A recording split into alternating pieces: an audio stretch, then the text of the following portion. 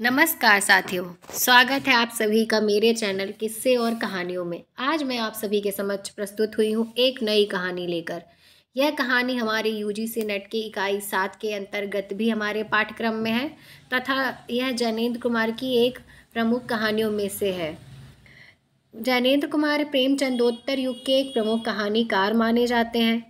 इस कहानी की अगर हम बात करते हैं तो यह कहानी मुख्यतः शिक्षित मध्य वर्ग की स्वार्थपरकता को उजागर करती है।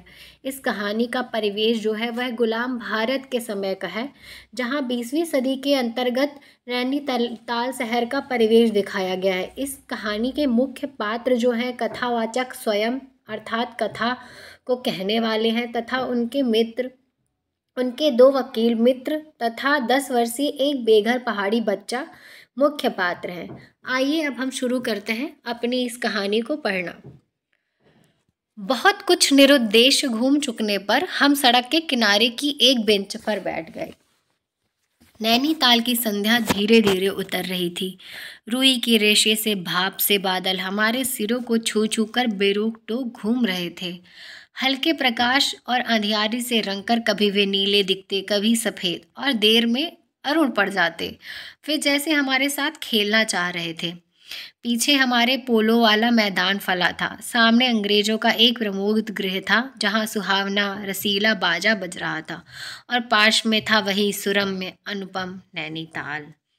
ताल में किश्तियां अपने सफ़ेद पाल उड़ाती हुई 1-2 अंग्रेज यात्रियों को लेकर इधर से उधर और उधर से इधर खेल रही थीं।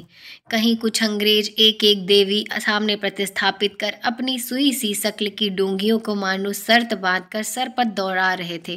कहीं किनारे पर कुछ साहब अपनी बंसी डाले सधैर्य, एकाग्र, एकस्थ, एकनिष्ठ मछली चिंतन कर रहे थे। पीछे पोलो लॉन में बच्चे किलकारियां मारते हुए हॉकी खेल रहे थे।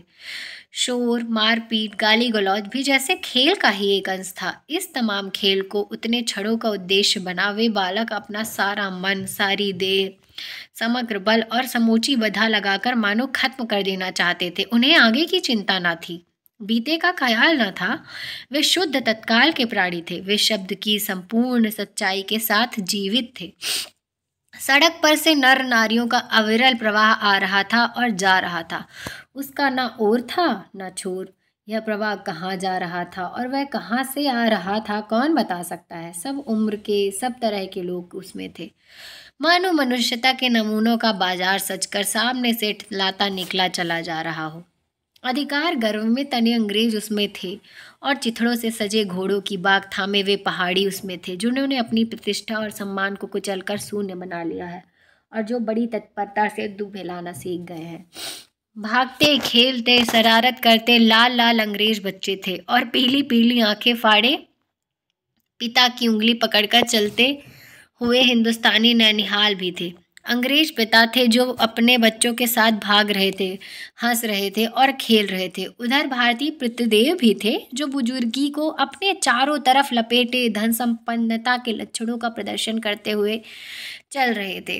अंग्रेज रमणियां थीं जो धीरे धीरे नहीं चलती थीं, तेज चलती थीं। उन्हें न चलने में थकावट आती थी, न हंसने में मौत आती थी। कसरत के नाम पर घोड़े पर भी बैठ सकती थी और घोड़े के साथ ही जरा जी होते ही किसी किसी हिंदुस्तानी पर कोड़े भी फटकार सकती थी। वे 2-2, 3-3, 4-4 की टोलियों में निशंक, निरापद इस प्रवाह में मानो अपने स्थान को जानती हुई सड़क पर चली जा रही थी। उधर हमारे भारत की कुल लक्ष्मी सड़क के बिल्कुल किनारे दामन बचाती और संभालती हुई, साड़ी की कई तहों में सिमट सिमट कर लोक लाज, स्त्रीत्व और भारतीय गरिमा के आदर्श को अपने परिवेष्टनों में छिपाकर सहमी सहमी धरती में आंख गाड़े कदम कदम बढ़ रही थी।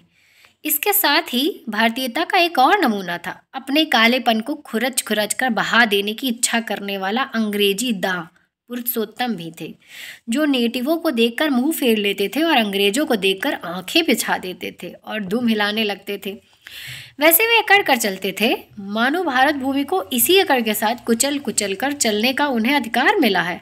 घंटे के घंटे सरक गए, अंधकार गाढ़ा हो गया, बादल सफेद होकर जम गए, मनुष्यों का वह तांता एक एक कर छेड़ हो गया। अब इक्का दिक्का आदमी सड़क पर छतरी लगाकर निकल रहा था।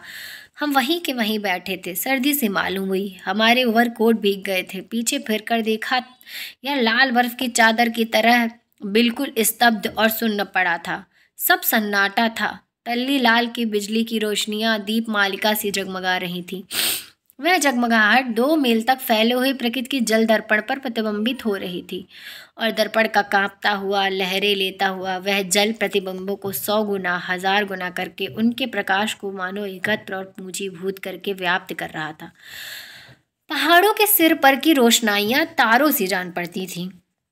हमारे देखते देखते एक घने पर्दे ने आकर इन सबको ढक दिया। रोशनियां मानो मर गईं, जगमगाहट लुप्त हो गई। वे काले काले भूत से पहाड़ भी इस सफ़ेद पर्दे के पीछे छिप गए। पास की वस्तु भी ना दिखने लगी, मानो यह घनी भूत प्रलय था। सब कुछ इस घनी गहरी सफ़ेदी में दब गया। एक शुभ्र महासागर ने फैलकर संस्कृत के सारे अस्तित्व को डुबो दिया। ऊपर नीचे चारों तरफ वह निर्भेद्य सफ़ेद शून्यता ही फैली हुई थी। ऐसा घना कोहरा हमने कभी ना देखा था। वह टप टप टपक रहा था। मार्ग अब बिल्कुल निर्जन चुप था। वह प्रवाह ना जाने किन खोसलों में जा छुपा था। उस वृहदाकार शुभ्र शून्य में कहीं से 11 बार टन टन हो उठा, जैसे कहीं दूर कब्र में से आवाज आ रही हो। हम अपने अपने होटलों के लिए चल दिए। रास्ते में 2 मित्रों का होटल मिला। दोनों वकील मित्र छुट्टी लेकर चले गए। हम दोनों आगे बढ़े। हमारा होटल आगे था। ताल के किनारे किनारे हम चले जा रहे थे। हमारे ओवरकोट तर हो गए थे। बारिश नहीं मालूम होती थी, पर वहाँ तो ऊपर नीचे हवा से कण कण में बारिश थी। सर्दी इतनी थी कि सोचा कोट पर एक कंबल और होता तो अच्छा होता। रास्ते में ताल के बिल्कुल किनारे पर बेंच पड़ी थी। मैं जी में बेचैन हो रहा था। झटपट होटल पहुंचकर इन भीगे कपड़ों से छुट्टी पा गरम बिस्तर में छिपकर सोना चाहता था, पर साथ के मित्रों की सनक कब उठेगी कब थमेगी इसका पता ना था, और वह कैसी क्या होगी इसका भी कुछ अंदाज ना था। उन्होंने कहा, आओ जरा यहाँ बैठे। हम उस चूते कोहरे में रात के ठीक 1 बजे तालाब के किनारे उस भीगी बर्फ सी ठंडी हो रही लोहे की बेंच पर बैठ गए। 5, 10, 15 मिनट हो गए। मित्र के उठने का इरादा ना मालूम हुआ। मैंने खिसिया कर कहा, चलिए भी। अरे जरा बैठो भी। हाथ पकड़कर जरा बैठने के लिए जब इस जोर से बैठा लिया गया तो और चारा ना रहा। लाचार बैठे रहना पड़ा। सनक से छुटकारा आसान न था, और यह जरा बैठना जरा न था, बहुत था। चुपचाप बैठे तंग हो रहा था, कुट रहा था कि मित्र अचानक बोले, देखो वह क्या है। मैंने देखा कोहरे की सफेदी में कुछ ही हाथ दूर से एक काली सी सूरत हमारी तरफ बढ़ी आ रही है। मैंने कहा, को होगा कोई।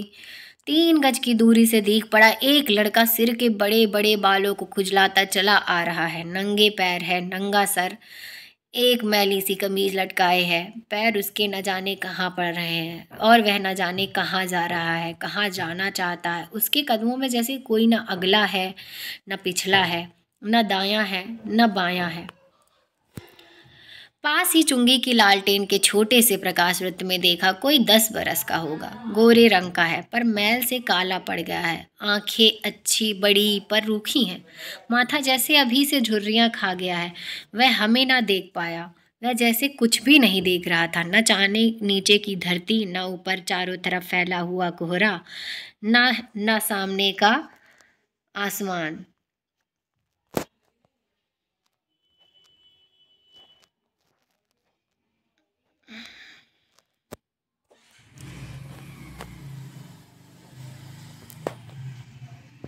न सामने का तालाब और न बाकी दुनिया। वह बस अपने विकट वर्तमान को देख रहा था। मित्र ने आवाज दी, ए। उसने जैसे जाग कर देखा और पास आ गया। तू कहाँ जा रहा है? उसने अपनी सूनी आंखें फाड़ दी। दुनिया सो गई, तू ही क्यों घूम रहा है? बालक मौन मूक फिर भी बोलता हुआ चेहरा लेकर खड़ा रहा। कहाँ सोएगा? यहीं कहीं। कल कहाँ सोया था? दुकान पर। आज वहाँ क्यों नहीं? नौकरी से हटा दिया। क्या नौकरी थी? सब काम, 1 रुपया और जूठा खाना। फिर नौकरी करेगा? हाँ। बाहर चलेगा? हाँ। आज क्या खाया? कुछ नहीं। अब खाना मिलेगा? नहीं मिलेगा। यूं ही सो जाएगा? हाँ। कहाँ? यही कहीं इन्हीं कपड़ों में। बालक फिर आंखों से बोलकर मूक खड़ा रहा। आंखें मानो बोलती थी, यह भी कैसा मूर्ख प्रश्न। माँ बाप हैं। कहाँ? 15 कोस दूर एक गांव में। तू भाग आया? हाँ। क्यों? मेरे कई छोटे भाई बहन हैं, सो भाग आया। वहाँ काम नहीं, रोटी नहीं, बाप भूखा रहता था और मारता था। माँ भूखी रहती थी और रोती थी, सो भाग आया। एक साथी और था उसी गांव का, मुझसे बड़ा था। दोनों साथ यहाँ आए। वह अब नहीं है। कहाँ गया? मर गया। मर गया? हाँ, साहब ने मारा, मर गया। अच्छा, हमारे साथ चल। वह साथ चल दिया। लौटकर हम वकील दोस्तों के होटल में पहुंचे। वकील साहब, वकील लोग होटल के ऊपर के कमरे से उतर आए। कश्मीरी दोशाला लपेटे थे, मोज चढ़े, पैरों में चप्पल थी, सर में हल्की सी झुंझलाहट थी, कुछ लापरवाही थी। आहा, फिर आप कहिए। आपको नौकर की जरूरत थी ना? देखिए, यह लड़का है। कहाँ से ले आए इसे आप? जानते हैं? जानता हूँ, यह बेईमान नहीं हो सकता। अजी, ये पहाड़ी बड़े शैतान होते हैं, बच्चे बच्चे में गुल छिपे रहते हैं। आप भी क्या अजीब हैं। उठा लाए कहीं से। लो जी, यह नौकर लो। मानिए तो यह लड़का अच्छा निकलेगा। आप भी जी, बस खूब है। ऐरे गैरे को नौकर बना लिया जाए, अगले दिन वह न जाने क्या क्या लेकर चंपत हो जाए। आप मानते ही नहीं, मैं क्या करूं? माने क्या खाक? आप भी जी अच्छा मजाक करते हैं। अच्छा, अब हम सोने जाते हैं। और वह 4 रुपए रोज के किराए वाले कमरे में सजी मसहरी पर सोने झटपट चले गए। वकील साहब के चले जाने पर होटल के बाहर आकर मित्र ने अपनी जेब में हाथ डालकर कुछ टटोला, पर झट कुछ निराश भाव से हाथ बाहर कर मेरी ओर देखने लगे। क्या है? इसे खाने के लिए कुछ देना चाहता था। अंग्रेजी में मित्र ने कहा, मगर 10-10 के नोट हैं। नोट ही शायद मेरे पास हैं, देखें। सचमुच मेरे पॉकेट में भी नोट ही थे। हम फिर अंग्रेजी में बोलने लगे। लड़के के दांत बीच बीच में कटकटा उठते थे, कड़ाके की सर्दी थी। मित्र ने पूछा तब। मैंने कहा, 10 का नोट ही दे दो।